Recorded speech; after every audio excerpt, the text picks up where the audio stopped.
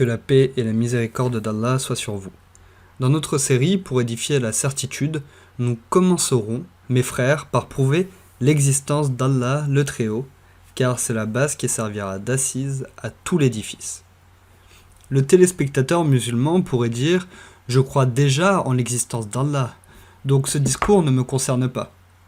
Mais en fait, même le croyant ayant une foi inébranlable en l'existence d'Allah aura besoin de ces épisodes.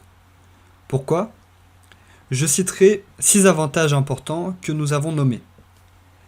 La consolidation des racines, la bonne opinion d'Allah, la motivation, l'affermissement de soi et des autres, l'accréditation des bienfaits à Allah et le renouvellement de la fierté.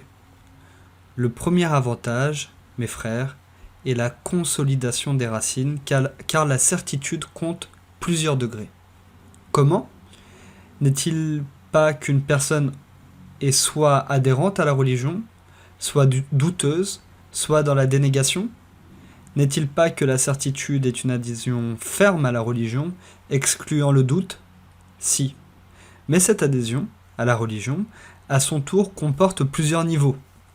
Lorsque vous croyez fermement et résolument à l'existence d'Allah, en excluant le doute, vous aurez ainsi franchi le seuil minimum requis. Autrement dit, vous aurez échappé au risque des doutes et des hésitations. Mais au-delà de ce seuil, les gens diffèrent dans leur envol.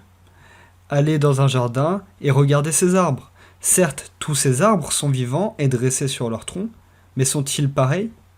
Non. Vous trouverez un arbre dont les racines sont proches de la surface. Il sera donc facile à déraciner. Alors que vous en trouverez d'autres, profondément enracinés et qu'il sera difficile de transplanter. Et vous en trouverez encore d'autres avec des racines plus nombreuses et plus profondes qu'on ne prétendra jamais vouloir déraciner. On pourrait les couper, les tuer, mais ils ne pourront pas être déracinés. Il en va de même pour la certitude, ancrée dans les âmes. Il se peut qu'un groupe de musulmans ait tous une certitude vivante, à l'image de ces arbres vivants, mais un raffermissement et une stabilité qui diffèrent chez chacun d'eux, qui diffèrent face aux troubles. De plus, ces arbres ne sont pas pareils en termes de production fruitière. Certains ne profitent qu'à eux-mêmes, tandis que d'autres produisent en abondance, faisant profiter les gens aussi bien de leurs fruits que de leur ombre. Et c'est pareil pour la certitude. C'est pour cela que même une personne dotée de certitude a besoin d'alimenter l'arbre de sa conviction afin qu'il ne s'assèche pas et meure, mais plutôt pour qu'il grandisse, fructifie, profite à tous et s'enracine plus profondément encore. Et l'un des meilleurs moyens pour irriguer la certitude est la méditation, à laquelle notre Seigneur nous a incités en disant « Et médite sur la création ». Sourate 3, verset 191. En effet, la méditation la plus importante consiste à contempler les preuves témoignant de l'existence d'Allah le Très-Haut. Allah guidera encore mieux ceux qui se trouvent déjà sur la bonne voie. Sourate 19, verset 76. Ibrahim, l'ami privilégié d'Allah, que la paix soit sur lui, avait réalisé que la certitude comptait des degrés. Alors même en ayant une certitude aussi solide que la sienne, il aspirait pourtant à ses degrés les plus hauts. Et quand Abraham dit « Seigneur, montre-moi comment tu ressuscites les morts », Allah dit « Ne crois-tu pas encore ?» Si, dit Abraham. Sourate 2, verset 260. C'est-à-dire, j'ai la foi et une certitude excluant tout doute et c'est seulement pour apaiser mon cœur. Coran, Sourate 2, verset 260. Commentant ce segment du verset dans son exégèse, Ibn Ashur a dit « c'est-à-dire afin que mon savoir soit prouvé et confirmé, et pour qu'il passe de la réflexion et l'observation à la certitude évidente qui s'impose par la vision directe, mushahada, ainsi qu'au dévoilement du connu, d'une manière qui le dispense de recourir à la démonstration logique et de prémunir la raison contre les doutes. C'est comme si Ibrahim, que la paix soit sur lui, avait dit « Je veux raffermir ce fondement concernant la vérité de la résurrection après la mort, le raffermir à tel point que je puisse construire dessus, être gratifié de cette certitude apaisante sans qu'il ne me vienne à l'esprit l'idée de reprendre ce sujet, ni le besoin de le démontrer et de répondre aux questionnements. Notre série vise donc à apporter la satisfaction de cette certitude et de cette sérénité apaisante. Le deuxième avantage, la bonne opinion d'Allah. Notre façon de traiter les preuves d'existence d'Allah le Très-Haut ne sera pas austère.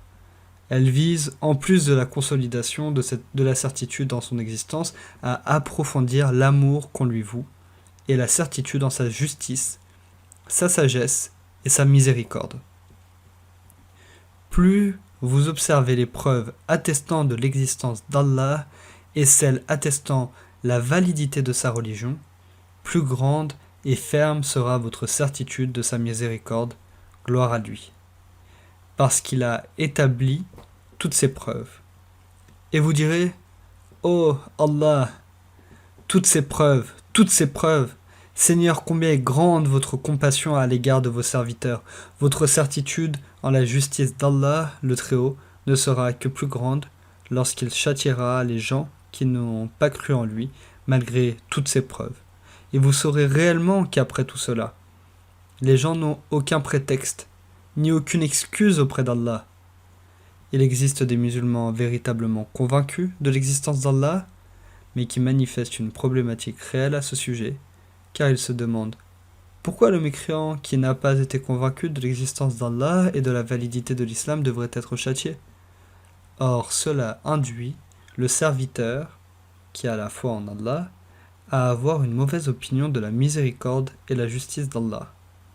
La foi en Allah, mes frères, se compose de croyances d'actes du cœur, d'actes de langage, c'est-à-dire la parole, et des actes accomplis par les organes.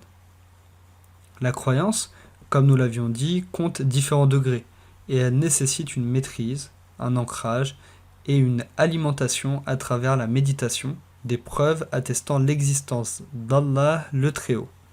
Quant aux actes du cœur, l'amour d'Allah, la certitude en sa justice et la bonne opinion de sa sagesse et sa miséricorde, cela requiert également la méditation sur les preuves de son existence, gloire à lui. Or, si vous aviez la foi, mais que les actes du cœur sont confus, que votre opinion à son égard n'est pas optimiste, et que vous ressentez de l'embarras, alors la lumière de la croyance restera voilée. C'est pour cela qu'il s'agit là de deux sortes de certitudes. La certitude de l'existence d'Allah et la certitude que les preuves attestant l'existence d'Allah sont pleinement suffisantes, convaincantes, claires, concluantes et constituent une preuve incontestable pour les créatures et dont le rejet serait injustifiable. Le troisième avantage est la motivation. En effet, la certitude selon l'acception susmentionnée est votre force motrice pour tout ce qui suit. C'est le cœur qui vous permettra de prendre de l'élan, et au gré de sa puissance, vous pourrez surmonter les obstacles et escalader les montagnes. Donc plus vous maîtriserez le sujet de la certitude, plus vous vous libérerez pour agir et pour vous lancer à l'œuvre avec motivation et vivacité sur le chemin du paradis.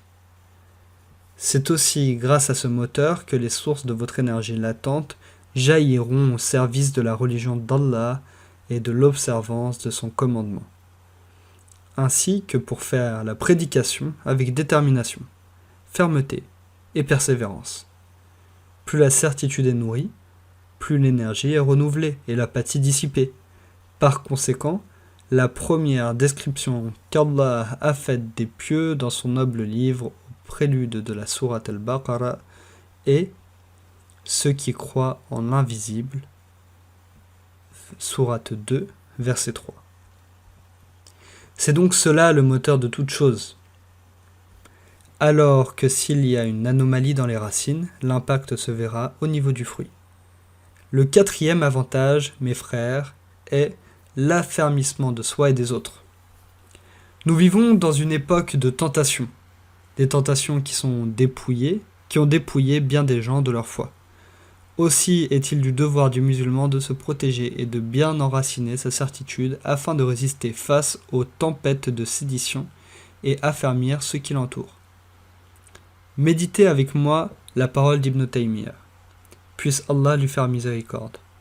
Les gens ordinaires qui embrassent l'islam après la mécréance ou qui sont nés musulmans et qui observent ses lois, faisant ainsi partie des gens qui obéissent à Allah et à son messager, sont des musulmans dotés d'une foi sommaire. Mais la foi véritable ne s'installe dans leur cœur que progressivement si Allah leur en fait don. Mais sinon, beaucoup de gens n'atteignent pas le stade de la certitude, ni celui de la lutte pour la cause d'Allah. Si on les faisait douter, ils douteraient. Et s'ils recevaient l'ordre de la lutte, ils ne s'y exécuteraient pas. Ce ne sont ni des mécréants, ni des hypocrites, mais ils n'ont de la science du cœur, de sa connaissance et de sa certitude que très peu, si bien qu'ils ne peuvent éviter les soupçons. Donc ces gens dont la foi est sommaire et qui n'est pas suffisamment ancrée sont en danger. Même si vous, mon frère, êtes satisfait de votre degré de certitude, qu'en est-il de vos enfants ? Seriez-vous capable de les aider à affermir leurs convictions et leurs certitudes ?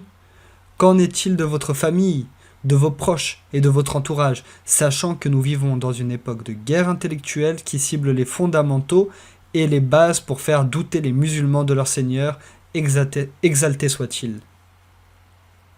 On entend souvent parler ces jours-ci des gens se plaignant que leurs enfants, leurs frères ou leurs proches ont été influencés par des fausses compréhensions de la religion. Alors pouvez-vous supporter qu'un être cher meure mécréant ou empli de doutes ? Allah le Très-Haut dit, dans une traduction rapprochée du sens de ces versets, « Et nous avons désigné parmi eux des dirigeants qui guidaient les gens par notre ordre aussi longtemps qu'ils enduraient et croyaient fermement en nos versets. » Sourate 32, verset 24. C'est en grimpant les échelons de la certitude que vous serez habilité à intégrer le rang des dirigeants avec lesquels Allah fera triompher sa religion. Il se peut donc que vous soyez confronté à une compréhension erronée au sujet de l'existence d'Allah émis par une personne qui cherche réellement une réponse, ou par un sceptique qui récuse votre religion et veut juste vous embarrasser.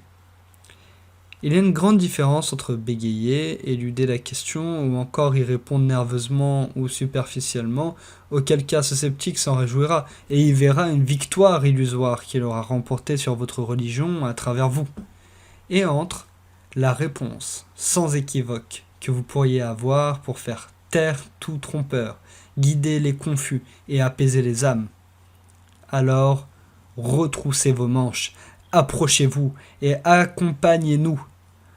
Le cinquième avantage que vous pouvez tirer en tant que musulman de la revue des preuves de l'existence d'Allah le Très-Haut est de réaliser la grâce dont Allah vous a gratifié, notamment en voyant la grande différence entre l'individu qui croit en l'existence d'Allah et celui qui la renie. Tu perçois alors, comme tu ne l'avais jamais fait auparavant, la signification de nombreux versets. Lorsque Allah dit dans la traduction rapprochée de ces versets, « L'aveugle et celui qui voit ne sont pas semblables. Ni les ténèbres et la lumière, ni l'ombre et la chaleur ardente de même ne sont pas semblables, les vivants et les morts. » Sourate 35, versets 20, 21, 22. Vous assimilez le sens de la parole du Très-Haut à n'as-tu pas vu comment ceux qui discutent sur les versets d'Allah se laissent détourner ? Sourate 40, verset 69. Vous le réalisez quand vous voyez les conséquences du déni d'Allah et la manière dont le dénégateur dégringole vers un gouffre profond. Cela renforce votre attachement et partialité à votre religion et vous réaliserez mieux la grâce qu'Allah vous a accordée. Ibn Taymiyyah a mentionné dans Minhaj as-Sunnah que Omar ibn al-Khattab, qu'Allah l'agrée, a dit « Les maillons de l'islam se desserreront un à un le jour où il grandira celui qui ne connaît pas la période anté-islamique. Oui, car ceux qui ne réalisent pas la grande bénédiction qu'est l'islam, et ils ne font presque plus la différence entre la vérité et le mensonge. Dès lors, les maillons de l'islam se desserreront plus facilement chez eux et ils seront exposés ainsi au doute et à la perdition. Le sixième avantage est le renouvellement de la gloire. Avec la méditation sur les preuves de l'existence d'Allah, vous vous sentez fier et en harmonie avec vous-même lorsque vous pratiquez les rites de votre religion et vous y exhortez les autres, parce que vous êtes conscient que vous êtes sur la voie de la vérité évidente et vous êtes conscient que ce que vous pratiquez et auquel vous faites appel fait partie des rites de votre religion, même si d'autres y manquent. Vous êtes conscient que vos efforts dans la prédication, la recommandation du convenable, le bien et l'interdiction du blâmable, le mal, sont tous fondés sur la grande et suprême vérité dont vous ne doutez pas une seconde. Vous n'aurez pas besoin de changer votre apparence ou dissimuler votre identité islamique pour qu'on vous accepte. Vous n'aurez pas besoin de changer votre manière de porter le voile ou votre comportement pour qu'on vous accepte. Vous ne vous sentirez plus être un intrus, même si vous marchez à contre-courant, car vous aurez le sentiment d'être le plus authentique, puisque c'est vous qui êtes sur le droit chemin. Tout cela en disant « Ne voyez-vous pas ce que je vois ? Ne voyez-vous pas ce soleil éclatant ?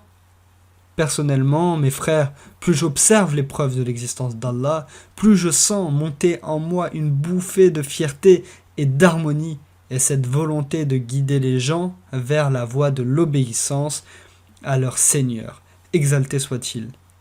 Pour toutes ces raisons, ces épisodes dans lesquels nous aborderons les preuves de l'existence d'Allah le Très-Haut ne profiteront pas uniquement aux indécis ou aux dénégateurs qui sont à la recherche de la vérité, mais également à tous les musulmans, afin que vous, en tant que musulmans, puissiez consolider vos racines, avoir une bonne opinion de votre Seigneur, vous motiver, vous affermir et affermir les autres, accréditer Allah de ses bienfaits sur vous et renouveler le sentiment de fierté et de gloire en vous avec la permission d'Allah le Très-Haut. Dans le prochain épisode, nous commencerons, si Allah le permet, par les preuves innées attestant son existence. Gloire à lui. Que la paix et la miséricorde d'Allah soient sur vous. Assalamu alaikum.